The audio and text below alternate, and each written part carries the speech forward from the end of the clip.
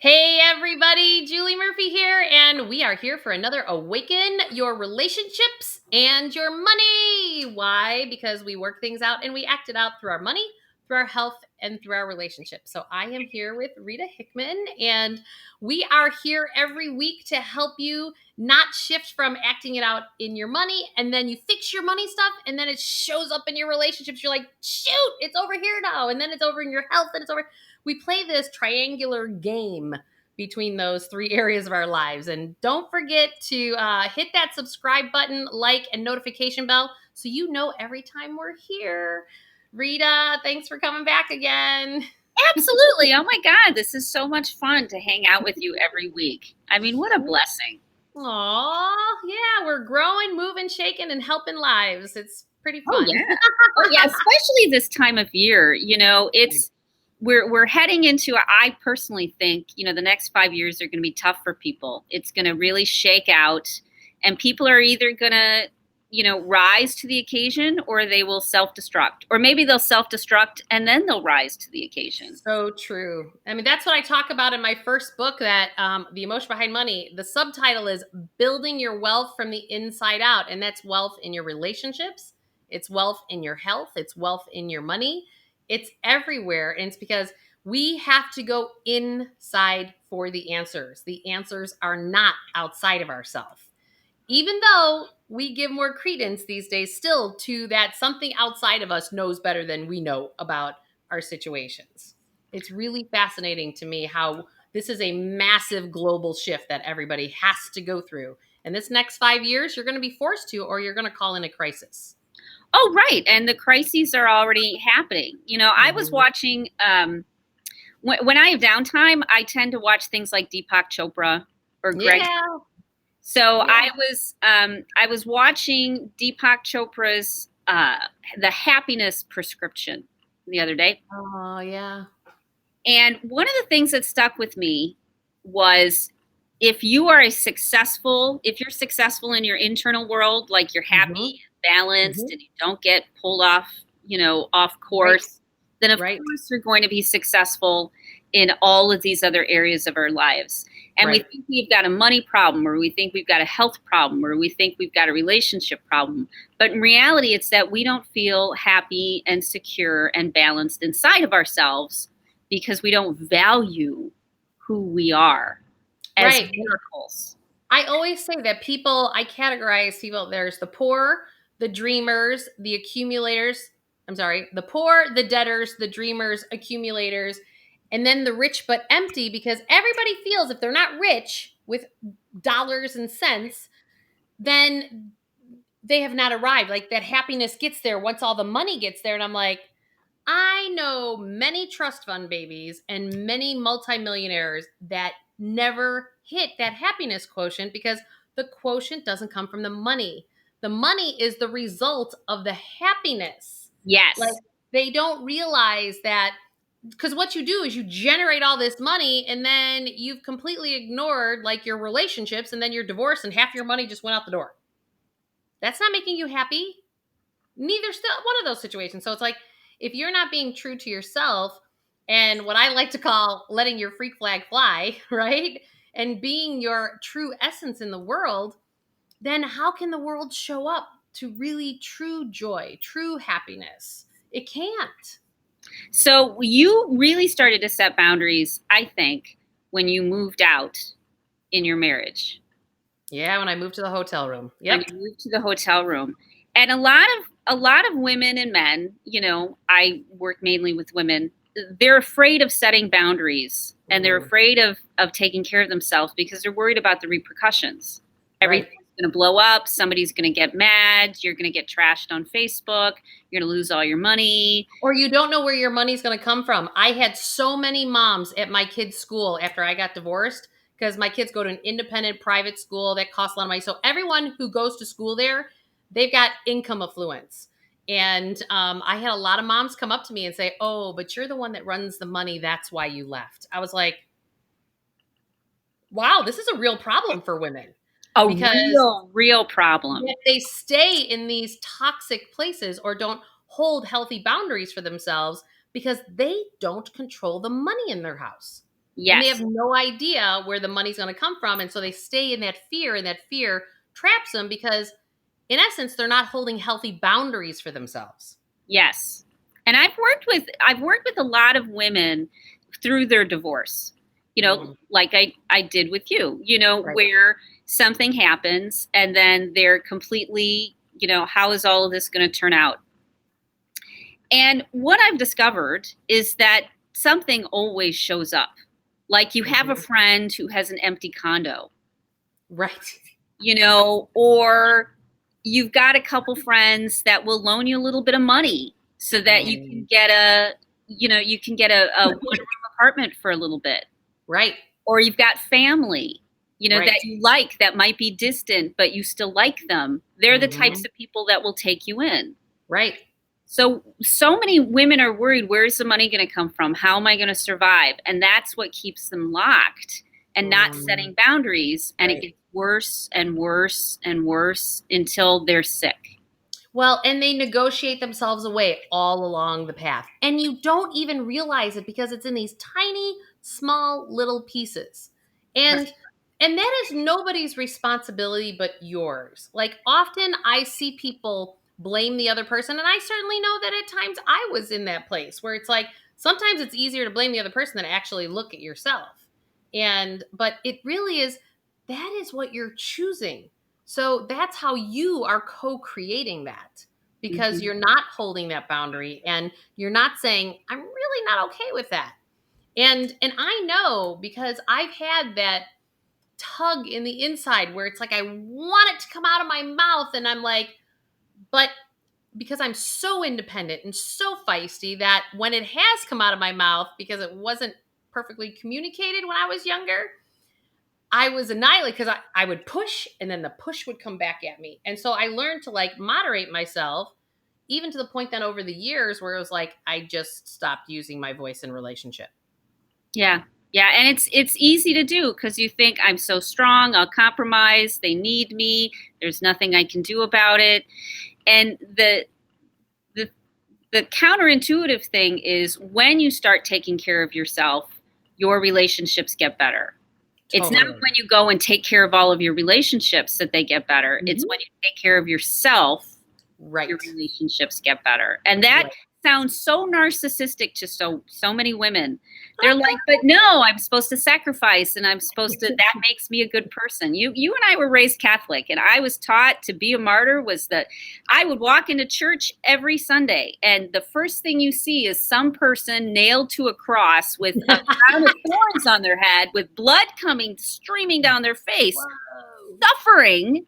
And Yeah. that's our highest ideal. Yep. Yep. That's ridiculous. Right. It's like, why do we choose this suffering pattern? And we have to understand that it is a choice. Like, that's another piece of the boundary holding, that we need to know that that is a choice, that we choose to suffer. And we always talk about the fact that everything is energy. Your money is energy. You are energy. Your words, your thoughts, your feelings, they're all energy. And so, whatever you're thinking and feeling and speaking is actually the reality you're creating. It's fascinating to me. And I was really shown this when I would say things to my children in a place of reactivity, and then all of a sudden, 3 weeks later, all of a sudden, those words that came out of my mouth were being thrown back at me. And I was like, oh, wait.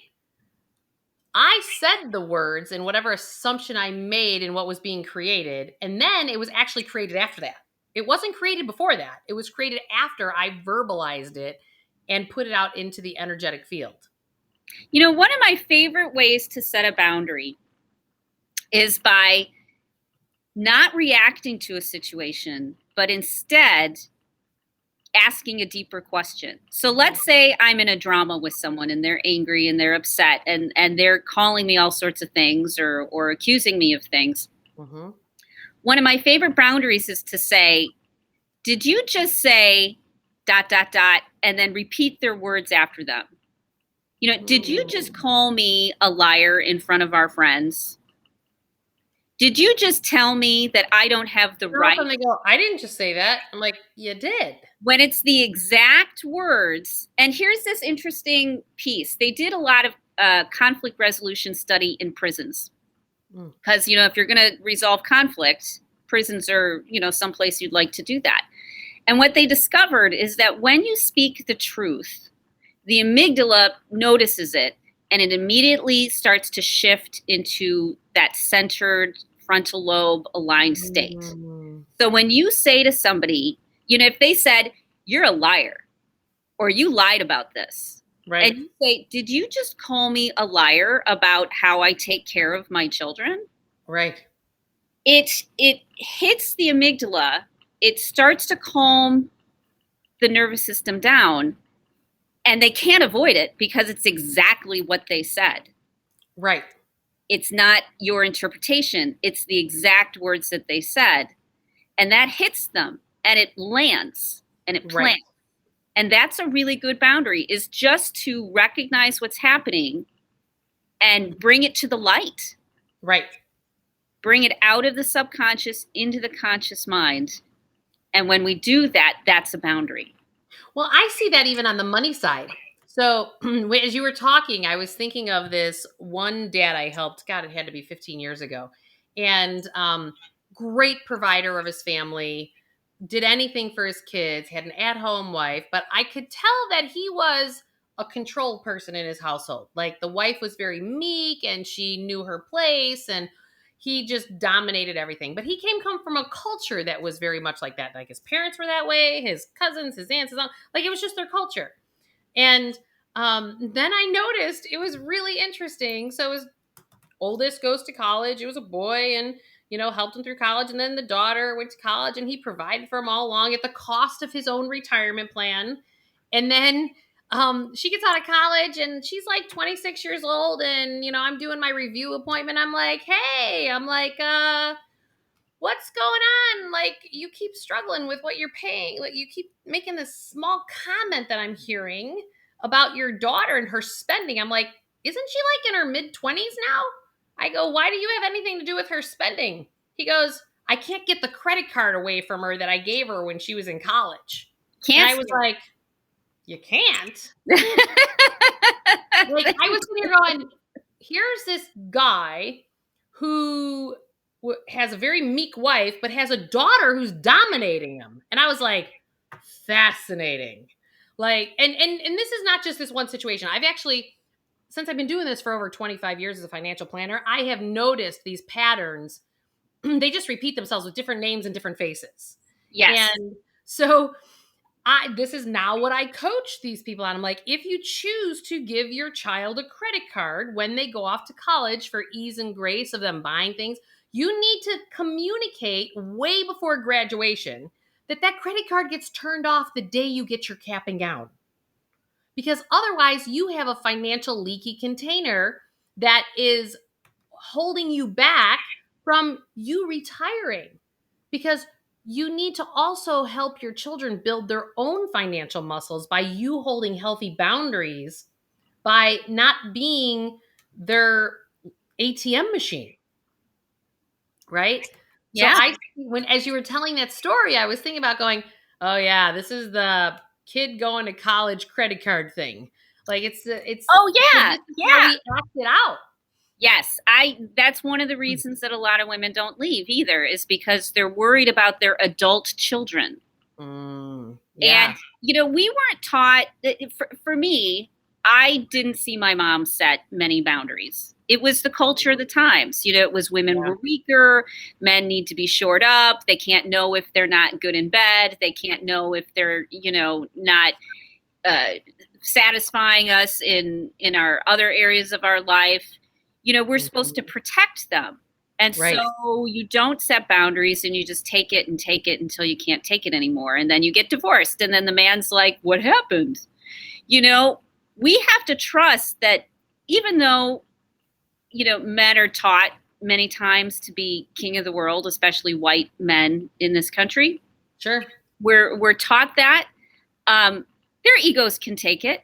And we have to start holding responsibility for our own happiness. Right. And if they want to be with us, they will adjust, and most of them do. After a certain age, 'cause they Absolutely, don't have right. When anything you else. hold healthy boundaries for yourself, then the adjustment occurs. But Yes. it cannot happen until you hold that healthy boundary. Yes, exactly. So until, the guy with the credit card, until he, stops that, his daughter's going to continue to be a child. She's Mhm. not going to grow up because she won't develop the self-esteem that she Right. can solve her problems. And like a lot of women who get cancer, one of the things I hear from them is, I never knew I had so many resources.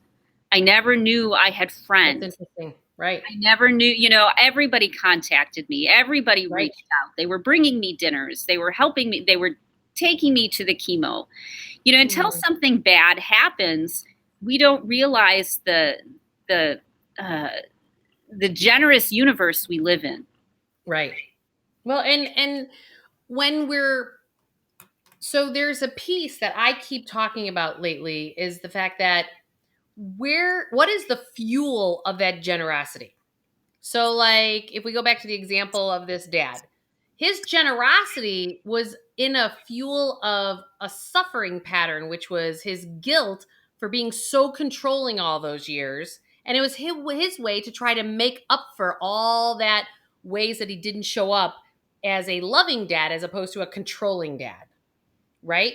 And so that's based on, we've talked about before, and we have lots of videos on the fact that, and please go watch them because we talk about there's two operating systems that our human brains operate from, the conscious mind and the subconscious mind. And if you don't, go look at the research by Dr. Bruce Lipton. Him and his colleagues, he has done all of that research. And when we are doing that guilt pattern or the shame or the blame or all of that, that's coming from our trauma patterns. It's coming from our rejections and all the stuff that you do, Rita, right? And it's like, it's not coming from the right fuel.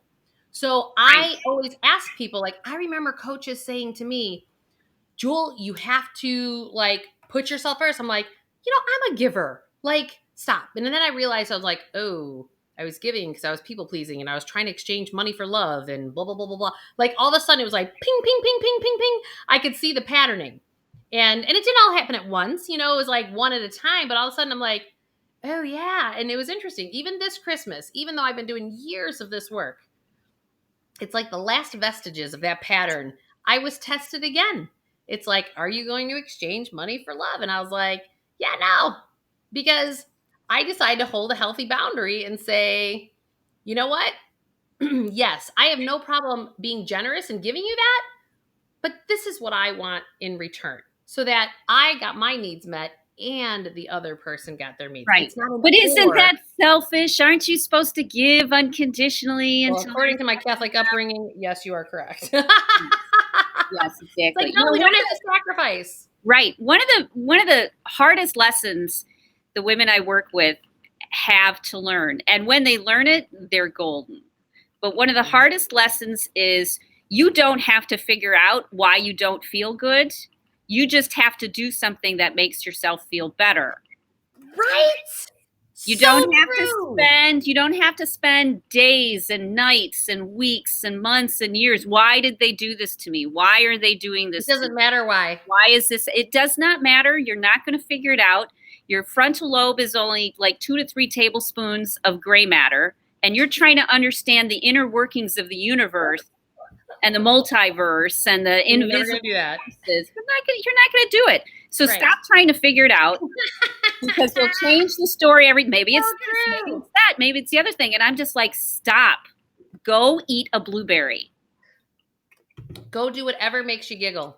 Go do whatever makes you laugh. And they go, well, it feels so good to cry and cry and cry. And I'm like, well, you can cry, or you can, take up kickboxing. Well, and you taught me, this is actually a funny one. You taught me it's like, you can get rid of that trauma in your nervous system by doing good things. She Yeah. goes, and you were like, go have great sex. I'm like, excuse me? Like, I was like, what? She goes, But my trauma was around sex. Aren't I supposed to? Yeah, go enjoy I was yourself. like, huh? She goes, oh yeah. You were telling me, you're like, Yeah, when you shake, that's your nervous system getting rid of it. And then it was so funny after you told me that I watched some video that talked about how when a zebra is chased or a gazelle is chased by a lion and it beats the lion, and then all of a sudden once it shakes the lion, all of a sudden it shakes its nervous system and it gets all that angst off of it, and then it's done. And I was like, Right. would you rather It sit there doesn't and sit cry there. or Yeah, go it have sex doesn't and sit there shake? and go to all of its buddies. It doesn't sit there and go to the herd and say, well, what do you think? Why did the lion chase me? Right. What's wrong with me? Maybe if I change my stripes a little bit, maybe it's because you don't spend enough time with me. That's why this happened to me. It's because you didn't look out for me, and no, stop. The Yeah, line you. if you're saying the word you, stop saying the word you, because that's the blaming pattern. It's like, Right, no more you, no more, no. Go, right, go, go, go, go. right. This is But about, it's fun though, because I've shifted to, I use the word you a lot now, because I've done a lot of my inner work, and for boundary setting, we're taught we should say, well, I feel this way and I feel that way. And you know what? The person you're talking to is like, wah, wah, wah, wah, wah, wah. that's a good point. But if you say, you're a bully, they stop for a second. If you say, you just said that Right. that I'm cheap, that I'm no good. The next step is where you start to hold people accountable for their actions in their life. If someone's always looking for you to give them money and looking for you to pay the credit card, you're like, I told you this would end. You didn't stop. So now I am stopping it. Yes. I have held those boundaries before. It's like, well, you put it up to the limit, and I told you that day was going to come, and here we are 6 months later, it hit the limit, and I'm not bailing you out. Right. You And did it's like, this. You made the choice, so and you knew you what was fix going it. to happen. Yes. So I love the word you, because I no longer take responsibility for other people's crap. Now I go, oh no, this is what you did. I'm working on my stuff, but this is how you can do it. So it's like a shift. You start by saying, oh, I have to own everything.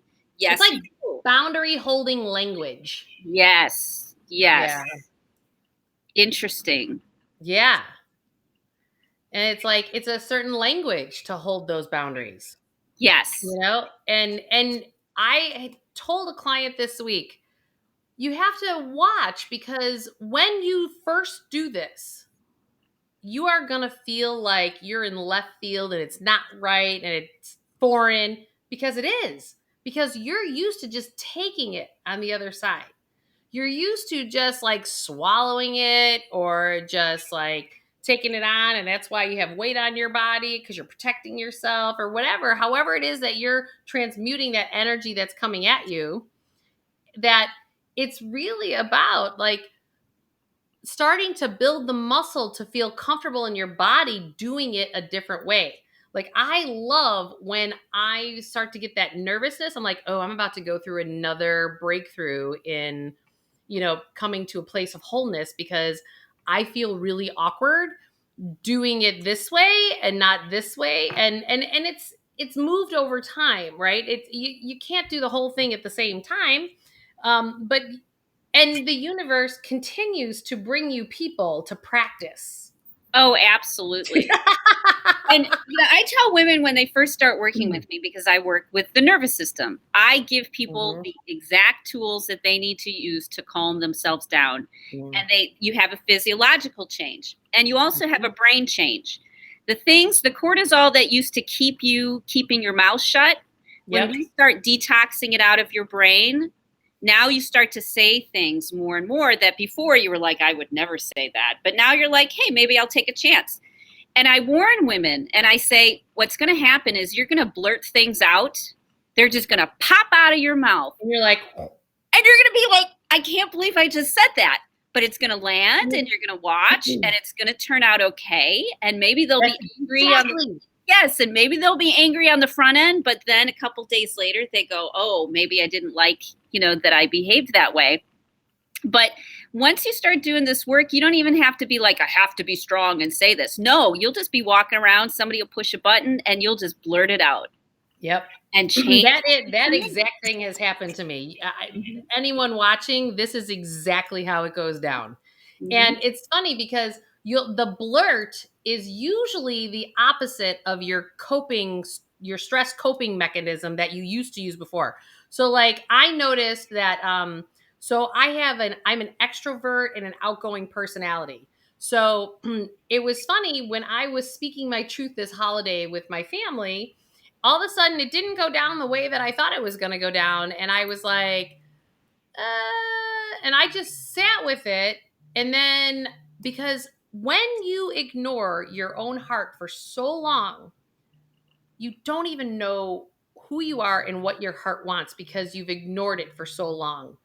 So I literally didn't react to what was happening. I sat there and I was like, hmm. I'm like, what is that about? And then all of a sudden it popped in like 2 days later. Oh, this is what my heart wants. So then I communicated to the family. I said, this is what I want. And you know what? It was funny. Nobody reacted. Nobody did anything. They all showed up with unconditional love. But it was about me. That was about me turning inside and seeing what my heart wanted, holding a boundary, going, okay, this is what's true for me, and I need to be in that truth. But yet, oh, did I almost upset the apple cart? And I knew I wasn't supposed to go down my stress coping mechanism, which for me was control and trying to entrain other people to get in alignment with what Julie thinks is the best thing. Instead, I just let it be what it was. And I had one of my closest brothers say to me, he said, how you doing with that whole text trail? And I go, what do you mean? He goes, you didn't say anything. I go, I know. I go, I recognized it all. And one of the things that in this huge transition that everybody's going through, we're going from divine masculine energy to divine feminine energy. And the divine feminine energy is not the masculine, the push, you're projecting, you're competing, you're doing. I've mastered that side. But this is the side that, oh, I just needed to allow everybody to have their voice and accept everything that rose. And I was going, I literally in my head was going, I'm accepting. They have a different opinion than me. I'm accepting. I'm accepting. And then my suffering pattern went away when I just accepted that somebody else wanted to do something different than I wanted to do. And I still made my reality what I desired for it to be. And it was beautiful, but it was the removal of the suffering pattern. And Yes. when we realize, when we hold these boundaries, and it's not necessarily a boundary to other people, it's also boundaries for ourselves. Like it's the boundary, and then it's funny, like then everything shows up. It was, and how you correlate that to money too, like more people said, what can I bring? How can I participate? How can I? So it wasn't me shelling everything out. So this is how it then ripples effect to our money. And we don't realize how they're so interrelated. Oh, yeah. Fascinating. Oh, yeah, because if we are so focused on something else, then our money issues just keep whittling away. You know, if we're so focused on our guilt or our shame or Right. how bad we feel or Right. depression or our helplessness, everything in Right. our lives, our money, everything's just going to kind of, Yeah. blow Go by up. the wayside. Right. It's so true.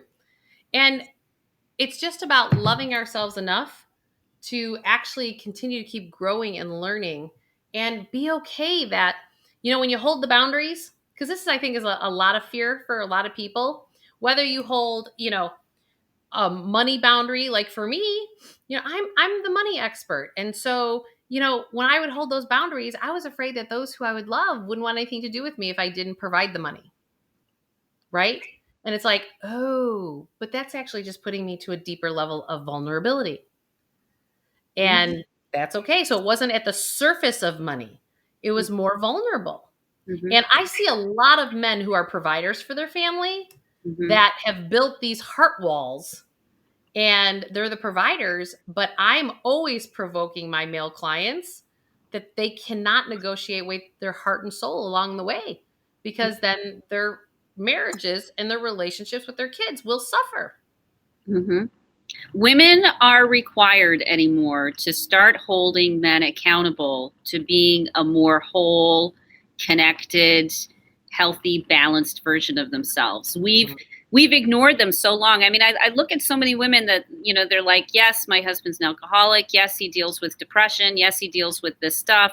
He's a good man, but he's got all these things. And I'm like, are you loving him? Are you looking at him and thinking to yourself, wow, I really love this man? Right. Are you looking at yourself and say in the mirror and saying, I really love this woman who I am? Because you have to have that love of yourself and feel good in order to have that love for somebody else. Right. And when you do, when you can look at them and think to yourself every day, no matter what's going on, I really love this person. I'm so glad they're in my life. They're so valuable to me. And it's sincere, then the people around you grow. I was, one of my clients, I work a lot with ADD. So I work with real estate agents a lot and writers and creatives and artists. A lot of them have ADD. And so she sent me an audiobook called ADD 2.0. And chapter 4 was all about connection. You know, because if you've got neural diversity when you're a kid, typically you're singled out and you're punished for being different. And because of that, you ended up emotionally isolated. You never felt connected to anything. Right. If we want to help our children, if we want to help our families, we have to get connected first. Right. That's loving of ourselves. And then we can love the people around us. And that will help them feel connected. That will bring them out of where they're at. We sincerely have to think to ourselves, I love you. I'm grateful you're in my life. I believe in you. I know you can do this. We have to believe in them more than they believe in themselves. But if we do, then slowly the walls start coming down. Slowly the vulnerability comes forth. They're able to be nicer. They're less reactive because you're not reacting to their ADD their stuff. Right. Yeah. But you don't react when you've done your own work and Yes. held the healthy boundaries for yourself. Yes, exactly. So that That's always the has to challenge. start with that. I mean, if you're poverty stricken and on a street corner, you know, you're just looking to you need to survive, you know, and you can't always say, well, I'm not going to do this. I always think of the little matchstick girl, you know, and unfortunately I identified with her for a long time. I'm like, I'm going to die in a street corner in the snow, lighting matches, you know, in my imagination. But we have to get out of those stories and say, no, I'm a miracle. This is savable. I can do this. We can do this. And it's a gamble with the universe. And you know what I've been hearing a lot lately is that people are like, I just don't feel like myself. And I go, that's awesome. And they're like, what? And I go, that's fabulous because you're transitioning from your ego personality self to your soulful self. And that means it's all about boundaries. Boundaries. Whether it's financial boundaries, it's personal boundaries, wherever. And it's like, oh, you don't feel like yourself? That's amazing. I had this client who literally is going through cancer and she's like, it's fabulous. And I go, yes, and here's why. And I was like, boop, boop, boop, boop, boop, boop. And I pointed out all these reasons. She's like, you're right. And I was like, I know. And it's like, to be able. You sound just like I do with stuff. Women are calling me. They're crying. You know, their families are blowing up. They're, you know, like, have left. And I'm like, yes, you're on the right path. This is exactly what you need. Now go take a bath. Right. They're like, what? With some oils and some Epsom salt, please. Right. You'll all be clear. You'll be connected to God or spirit or your higher self, and the wisdom will come through you. We are blocking it.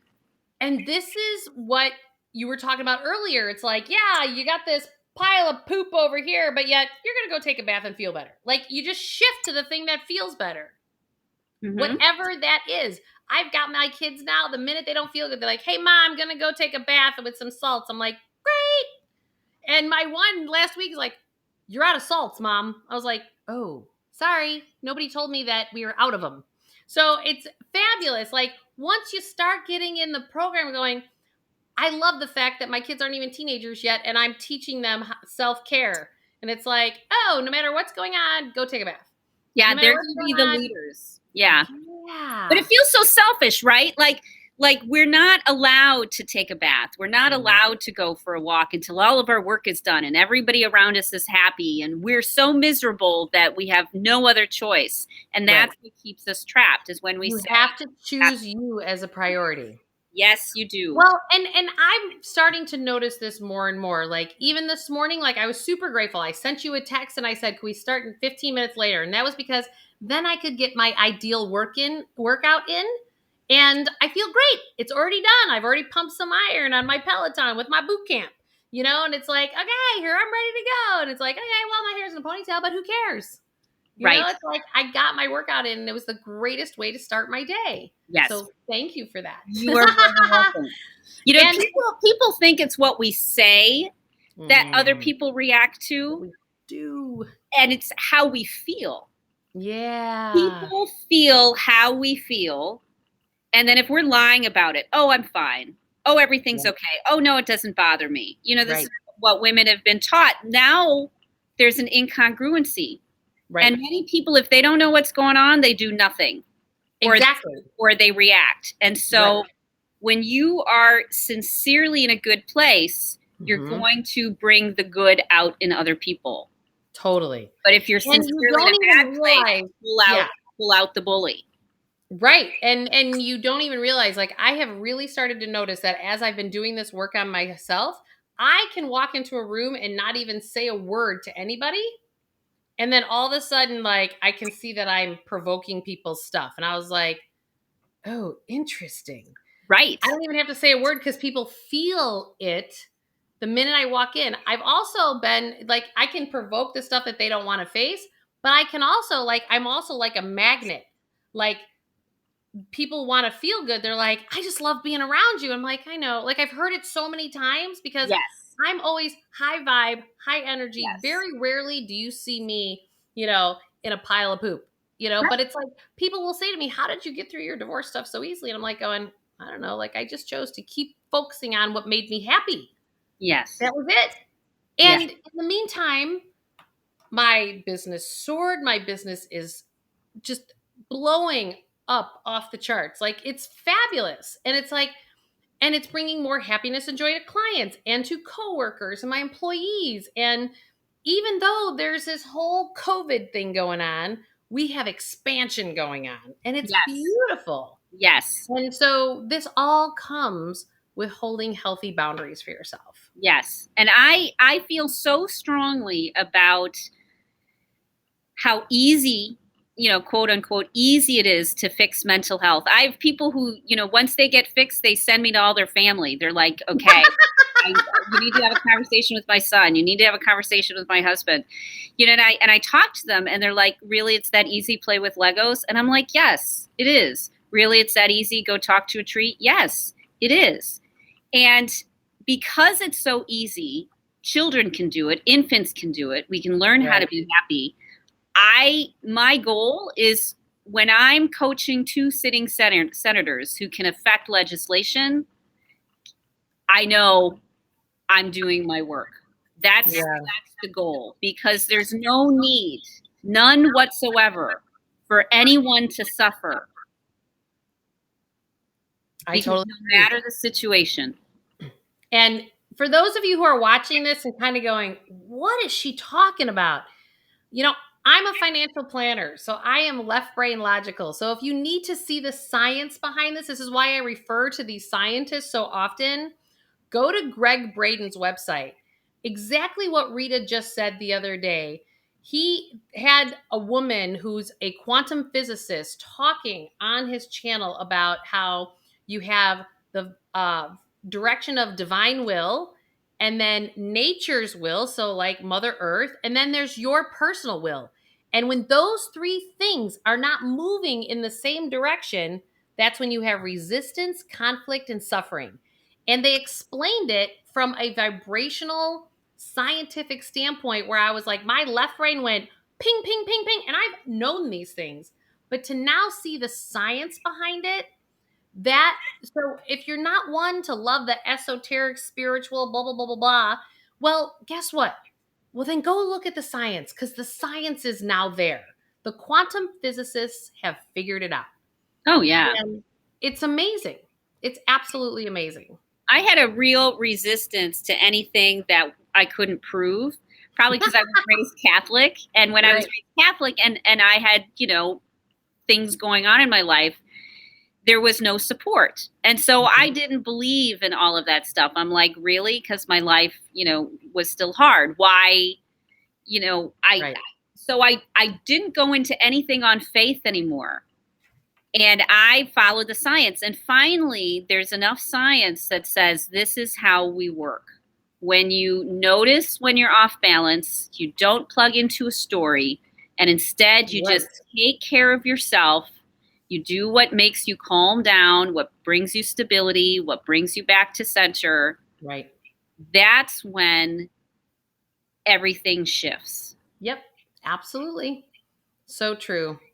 Rita, thanks for another great week, hon. Any other last minute tips or thoughts for everybody? We're going into this new year, and a lot of people are, some people are struggling, some people are on the fence, some people are doing great. But right now, we're all wanting something better for the next year. There's a momentum. And because of the momentum, no matter how you feel, no matter whether you get depressed around the holidays or anxious because people are coming over, try to take advantage of this vibe, of this energy, because around the Christmas and the New Year's, you've got a big portion of the planet wanting to move towards something better, wanting to set intentions, wanting to be better versions of themselves. Right. Right. So don't piddle it away. I would suggest to everyone, if you can, take time to connect and meditate and talk to a squirrel and Walk in nature. Yep. And use this energy not to feel helpless and what am I going to do, but to put your flag in the ground, because right now is one of the most powerful times, because we have so many people wanting to do good that you might as well capitalize on it and get more energy behind your dreams and your goals and what you want to happen, because you're not alone. We're all part of that interconnected field. Absolutely. And it's about extreme self-love, self-care. That's what it's all about. And the only way you get there is ask your heart, what does my heart want? And lately, when it comes on the money stuff, I'm asking clients questions about what they want to create in their financial life and personal life and work life. And they're like, I don't really know. And I'm like, but you do. And what I have them do, and I'm like, okay, when I ask you this question, I'm going to ask you again. How does it feel in your body? And even if your mind does not know, because that's where the first answer always comes from, I said, tell me what your body feels like when I say that. And like, does it contract? Because that's a no. Or does it give you some levity and feel light or excited? And that's a yes. So it's starting to trust, because your body knows. And I will tell people, like, okay, what is this? And then they go, oh, I'm like, okay, well, then that's what we need to trust. We just need to trust that your body's going, ee. It's got some static, it's got some anxiousness, and it's like, then that's a no. And you just know that that's a no, even though your brain is going, but I'm not really sure. It's like, really pay attention to that, because it's all going to keep speeding up. We're watching how certain economies are changing. I'm watching people move from one state to another state, and it's because we're starting to find, oh, I don't really resonate here anymore. I got to go where I resonate. And because people are deciding whether to choose to follow fear, or we're choosing to follow what resonates with us in our hearts, whether it's financially or in our relationships. And we all need to really move away from fear and just really drop into our hearts and live our lives from that place. Good Yes. stuff. Well, Yep. Rita, Absolutely. thank you so much. I love you dearly. And thanks for being here. And we'll see everybody next week. Yes. And Happy New Year. Thank you. And don't forget to hit that subscribe button, like, and the notification bell, whether it's my channel or Rita's channel. We are here to help to get you to a life that you absolutely love. Absolutely love. Thanks, everybody. Bye. Bye.